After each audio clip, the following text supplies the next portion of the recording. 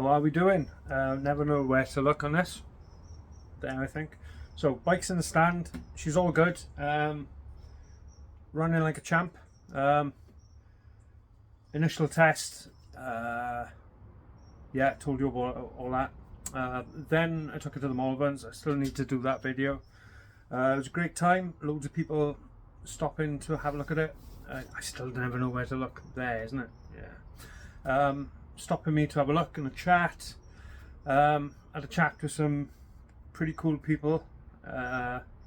Some guy who was involved with Brooklyn and Doc, and when Doc went on to do Superco. Had a chat with him. Had a chat with Joe, is it, from Starling Cycles? Because I wanted to have a chat about the stern. So we had a good chat. Recommended I paint her as soon as possible, and yeah, she will be painted when I know, it's not going to fall apart.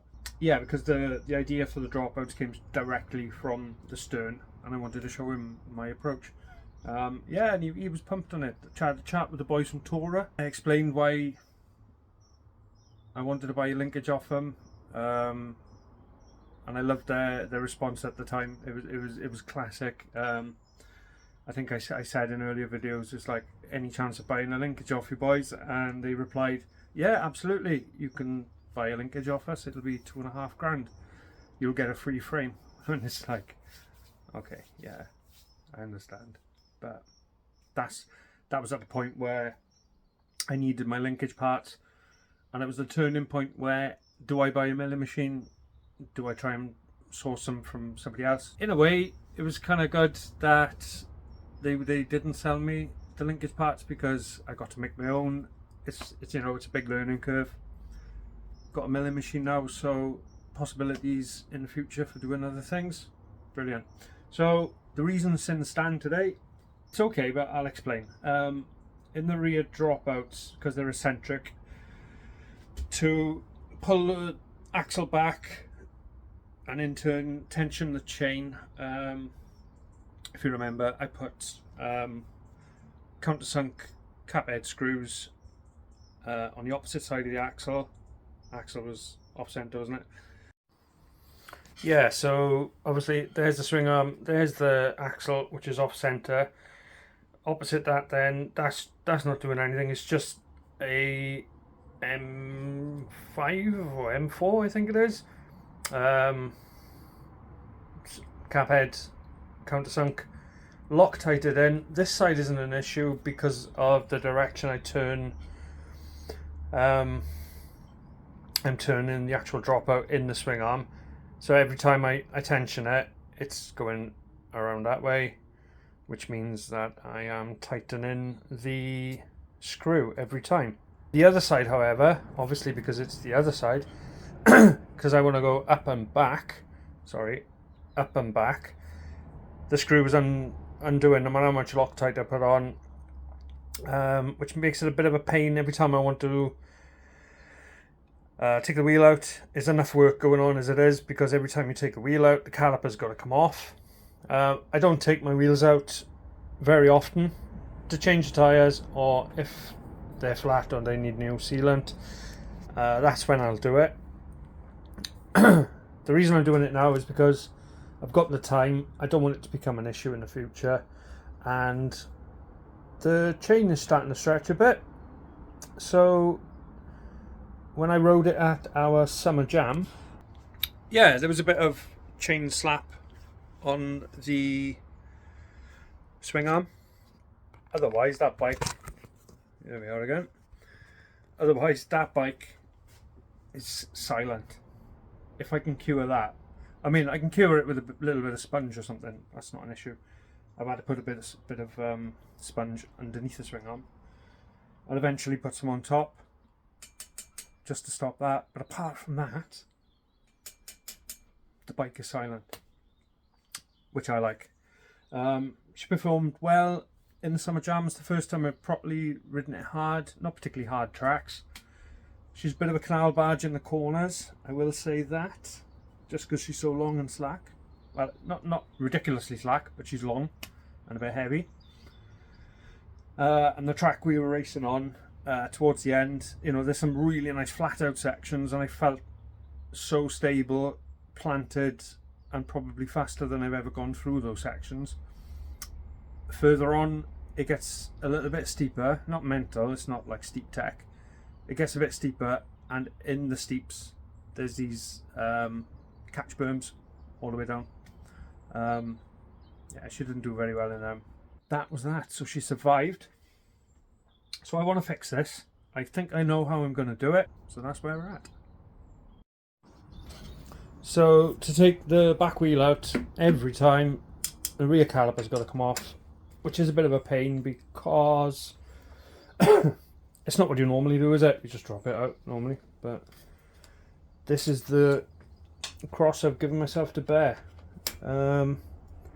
Mustn't forget my little spacers. Got my little spacers in there. I gotta remember showing you those. They were just to get the placement of the pads optimal on the disc, because, you know, if there's meat on the pads, you want to be using it. So there we go. Get that out of the way. That's fine. You can just like dangle it off down the end. It's not going nowhere. And then the control arm stays on there. That can just dangle out of the way.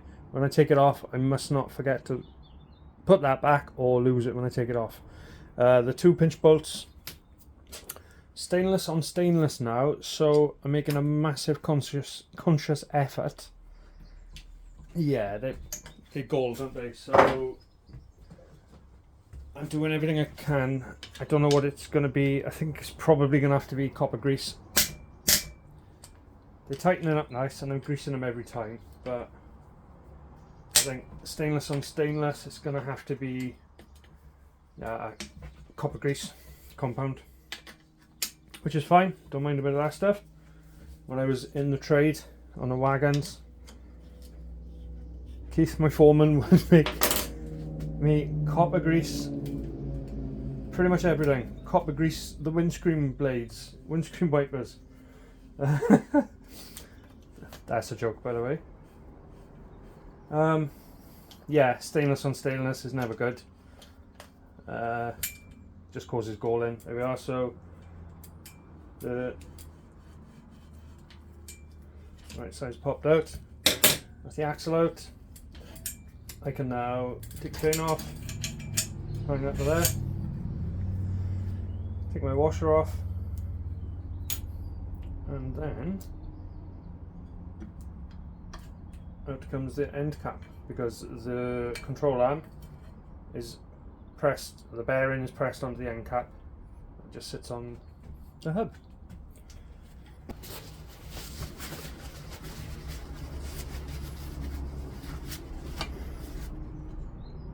Yeah. Tweak this. Oops. I might be a bit more precious about things when it's been painted. Come on, you know you can do it.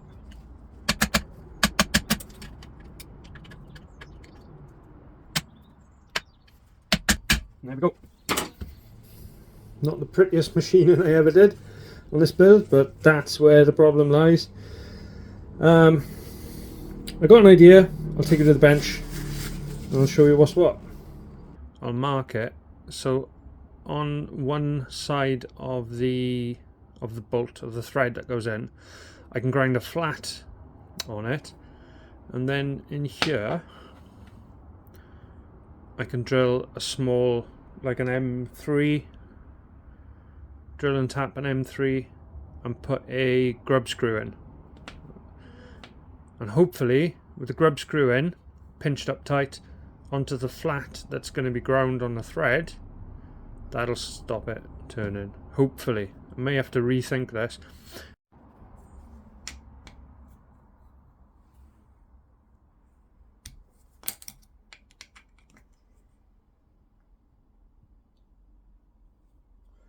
And that's as tight as it's going to go. You can see it was a proper half turn before it nipped up. So I'm just going to mark now a little flat, a little mark there. I know where to put the flat on the bolt.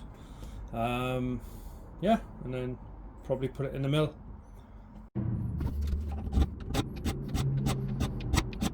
So I've got a nice flat coming on there, which is perfect. Probably take a bit more, just so plenty of additional for the screw. Looks okay. We're going in. Let's just get it done.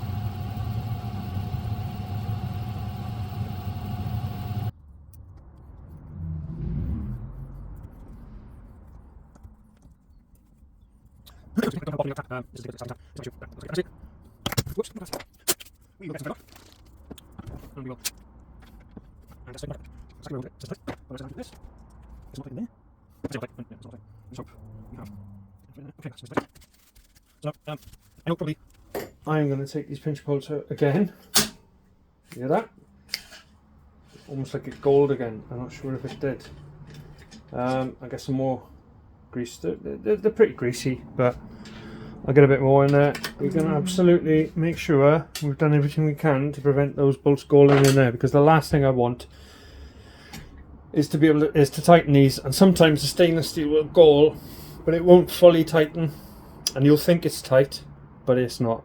I don't want that to happen, because I definitely want these tight. So we'll just make sure that they're well coated with grease. So now, hopefully, we can just pop this back in.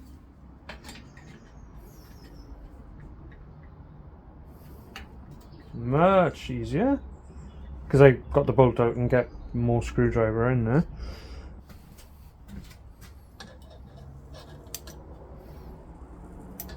Lovely. And I am using, I believe, it's that fluorescent stuff that I believe it's the same that you get with a Shimano. I might be wrong. It's a tub of Motorex FETT 2000. That's the stuff. Supposed to be highly recommended. It looks like the stuff Shimano use. I wouldn't mind betting it probably is the stuff Shimano use, but charge 3 or 4 times the price for. I don't want to tighten these up too much, because I still want to be able to rotate them. One thing I did notice, even though the bike is really nicely aligned, everything's nice and straight, she's actually covered in dust. That's so mad. Might even be covered in mud on Friday, because we're going to dyfi Bike Park. Weather's really unpredictable in Wales. You know, could leave the house and it's sunny, get up there and it's raining. I'm going to stick a front mud guard on, because nobody likes a muddy face. Yeah, so isolate that, a bit of a clean. That's looking good, no problems there. It's pretty sticky grease, that. I really quite like that. Properly zoomed in, and we just pull you back. There we go. Yeah, it's a good hang around kind of grease. It's all looking tidy. So now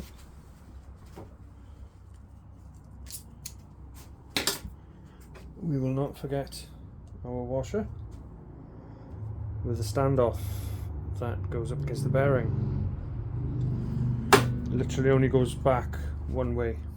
So the standoff goes up against the bearing, and then the bearing can turn without it binding on the isolator. So that's that. Chain's ready. Give the axle a bit of a clean, a bit of a re-grease, because nobody likes trying to pull a wheel out 6 months down the line and your axle is seized in. Nobody likes that one bit. Oh yeah, so bit of a juggling act. End cap goes back on the hub. Nice. The chain comes back over.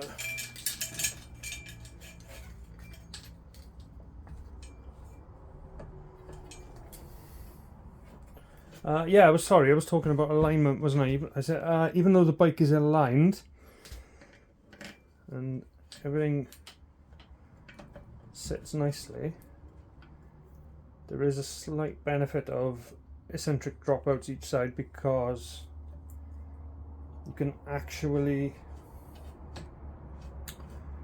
I can't find the tool.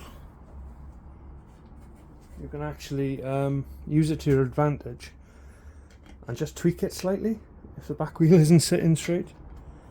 But we don't have to do that because we took our time. Oh, come on. There we go.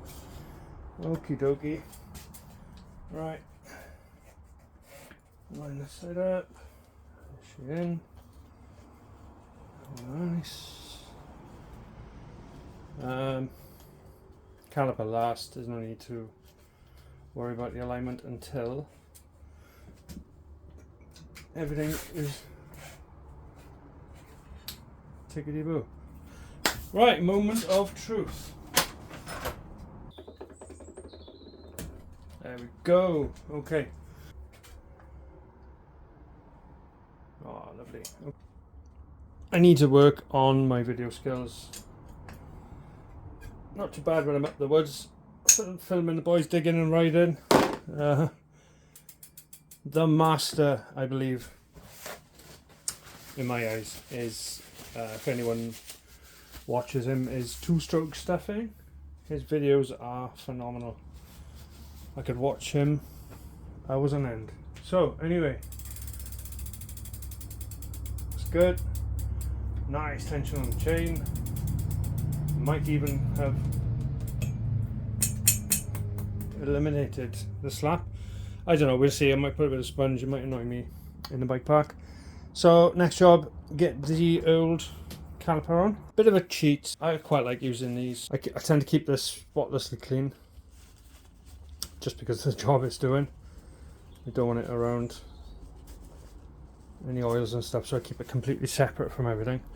A lot of people will say, yeah, you just put the caliper on, squeeze the brake, tighten it down, but that doesn't give you great alignment, and the pads tend to sit a little bit offset. Whereas this way, you know, you haven't got much space once that shimmer's in. And the pads are over it. It tends to push the pads right back. A bit different when they've worn in a little bit, but it tends to push the pads right back, and you can get pretty good alignment. It's taken a couple of goes on this in the past, but when it is aligned, yeah, it's really good.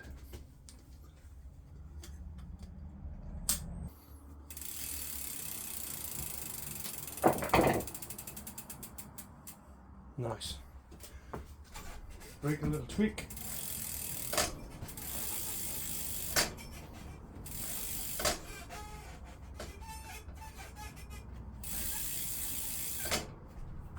Cool, job done. So the drop C's again.